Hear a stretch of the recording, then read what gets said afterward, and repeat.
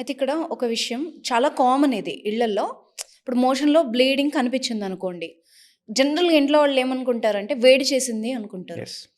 దాన్ని పైల్సా? వేడా? లేకపోతే దాన్ని ఎంత సీరియస్‌గా తీసుకోవాలి ఒక మనిషి? ఇక్కడ వేడి అనేది వర్డ్ అనేది లేదు. మా హుహు. మా బుక్‌లో గాని, లేకపోతే ఎక్కడ మెడికల్‌లో వేడి అనేది లేదు. వేడి అంటే ఏంటి? ఒకవేళ యూరిన్ గనక యెల్లో కలర్‌లో పోతుంది. అప్పుడు వేడి చేసిందంటాం. ఓకే. ఎందుకు?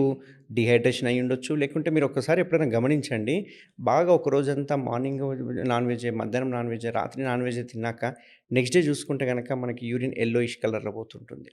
అంతేకాకుండా మోషన్ కూడా హార్డ్‌గా పోతుంటుంది. ఇవన్నీ ఏందంటే ఇది వేడి చేయడం అన్నట్టు. హ్మ్. చాలామంది వేడి చేయంగానే మేము మజ్జిగ తాగేసేస్తున్నాము, పెరుగన్నం తినేస్తున్నాం, మా బాడీలో ఉన్న వేడి అంతా పోయింది అని అంటారు. అలా పోదు వేడి అనేది. వేడి ఎప్పుడు పోతది? మనం నాన్ వెజ్ తీసుకున్నా, ఏది తీసుకున్నా వాటర్ కంటెంట్ ఎక్కువ కావాలి. ఎందుకంటే అది డైజెస్ట్ చేసుకోవడానికి వాటర్ ఎక్కువ తీసుకుంటది. హ్మ్.